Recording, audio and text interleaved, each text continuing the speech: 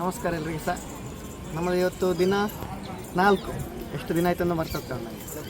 ನಾವು ಮತ್ತೊಮ್ಮೆ ಬೃಹದೇಶ್ವರ ದೇವಸ್ಥಾನಕ್ಕೆ ನೋಡಲಿಕ್ಕೆ ಬಂದಿದ್ದೇವೆ. ಬೆಳಿಗ್ಗೆ ಮೊನ್ನೆ ರಾತ್ರಿ ನೋಡಿದ್ದೆವು, ಲೈಟಿಂಗ್ ಎಲ್ಲ ಆಗಿ. ಇವತ್ತೀಗ ಬೆಳಿಗ್ಗೆ ನೋಡುವ ಅಂತ. ಬೆಳಿಗ್ಗೆ ಸೂರ್ಯನ ಬೆಳಕಿಗೆ ಅದೊಂದು ನೋಡಲಿಕ್ಕೆ ಒಂದು ಖುಷಿಯೇ ಬೇರೆ ಆಗ್ತಾ ಉಂಟು ಈಗ.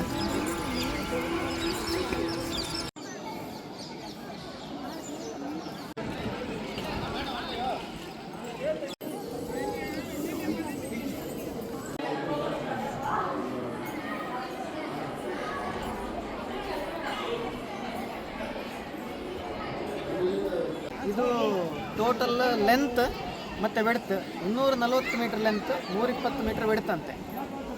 ಮತ್ತು ಈಗ ಇಲ್ಲಿ ಕಾಣುವ ಹಾಗೆ ನಿಮಗೆ 2 ದ್ವಾರ ಉಂಟು. ಫಸ್ಟ್ ಒಂದು ಹೊರಗಡೆ ದ್ವಾರ ಮತ್ತು 2ನೇ ದ್ವಾರ, ಮತ್ತು ಮೇನ್ ದೇವಸ್ಥಾನ ಇರುತ್ತೆ. ಈ ದೇವಸ್ಥಾನದ ಈ ಗುಡಿಯ ಮೇನ್ ಎತ್ತರ ಉಂಟಲ್ಲ, 60 ಮೀಟರ್ ಎತ್ತರ ಉಂಟಂತೆ. ಮತ್ತು ಮಧ್ಯದಲ್ಲಿರುವ ದ್ವಾರ ಒಂದು 30 ಮೀಟರ್ ಎತ್ತರ. ಆ ದ್ವಾರ ಮತ್ತು ದೇವಸ್ಥಾನದ ಮಧ್ಯದಲ್ಲಿ ನಂದಿ ಗುಡಿ ಉಂಟು. ಆ ನಂದಿ ಗುಡಿಯಲ್ಲಿರುವ ನಂದಿ 6 ಮೀಟರ್ ಎತ್ತರ ಮತ್ತು 25 ಟನ್ ಅಂತ ಅದರ ತೂಕ ಒಟ್ಟು. ಮತ್ತೊಂದು ಈ ದೇವಸ್ಥಾನದಲ್ಲಿ ಇದು 16 ಫ್ಲೋರ್ ಇದೆ ದೇವಸ್ಥಾನ ಇಲ್ಲಿ ಇರೋದು. ಮತ್ತು ಮೇಲೆ ಒಂದು ಡೋಮ್ ಉಂಟು. ಆ ಡೋಮು 6 ಮೀಟ್ರ್ ಎತ್ತರ ಅಂತೆ. ಮತ್ತು ಅದರ ತೂಕ 25 ton. And it is resting on a single piece of marble that is 80 ton. So imagine ಮಾಡಿ ಎಷ್ಟೆಲ್ಲ ಇಲ್ಲಿ ಕೆತ್ತನೆಗಳು ಎಷ್ಟೆಲ್ಲ ತೂಕ ಹೊತ್ತುಕೊಂಡು ಆ ಕಾಲದಲ್ಲಿ ಬಂದಿದ್ದಾರೆ ಅಂತ. ಮತ್ತು ಅಷ್ಟಲ್ಲದೆ ಗಣಪತಿಗೆ, ದೇವಿಗೆ ಮತ್ತು ಸುಬ್ರಹ್ಮಣ್ಯನಿಗೆ ಎಲ್ರಿಗೂ ಒಂದೊಂದು ದೇವಸ್ಥಾನ, ಸಣ್ಣ ಸಣ್ಣ ಇಲ್ಲಿ ದೇವಸ್ಥಾನ ಕಟ್ಟಿದ್ದಾರೆ.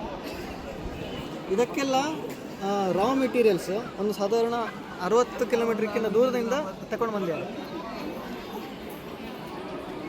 ಅಷ್ಟು ದೂರ ತಂದಿದ್ದಾರೆ. ನೀವು ಇಮ್ಯಾಜಿನ್ ಮಾಡಿ, ಇಷ್ಟು ಎತ್ತರಕ್ಕೆ ಆ 25 ಟನ್ನಿದು ಒಂದು ಸಿಂಗಲ್ ಪೀಸ್, ಅದು ಫುಲ್ ಕಲ್ಲಿದ್ದು, ಅದನ್ನು ಹೇಗೆ ತಗೊಂಡು ಹೋಗಿದ್ದಾರೆ ಅಂತ.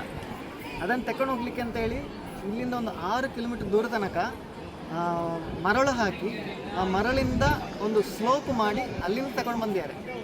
ಬರೇ ಅದನ್ನು ತಗೊಂಡೋಗಿ ಇಡ್ಲಿಕ್ಕೆ ಅಂತ. ಇಷ್ಟೆಲ್ಲ ಮಾಡಿದಾರಲ್ಲ, ಯಾವಾಗ ಮಾಡಿದ್ರು? ಚೋಳರ ಕಾಲದಲ್ಲಿ ಮಾಡಿದರು. 1003ನೇ ಇಸವಿಯಿಂದ 1010ನೇ ಇಸವಿಯಲ್ಲಿ ಆಗಿದೆ. ಬರೀ 7 ವರ್ಷದಲ್ಲಿ ಇಷ್ಟೆಲ್ಲ ಮಾಡಿ ಮುಗಿಸಿದ್ದಾರೆ. ನಮ್ಮ ಊರಿದು ಪಂಪೆಲ್ ಫ್ಲೈಓವರಿಗೆ ಸ್ವಲ್ಪ ಜಾಸ್ತಿ ಟೈಮ್ ಆಗಿದೆ ಅದಕ್ಕಿಂತ, ಒಂದು ಫ್ಲೈಓವರಿಗೆ. ಹಾಗೆ ನೀವು ಇಮ್ಯಾಜಿನ್ ಮಾಡಿ ಎಷ್ಟು ಕಷ್ಟ ಆಗಿರ್ಬೋದು ಮಾಡಲಿಕ್ಕೆ ಆ ಕಾಲದಲ್ಲಿ.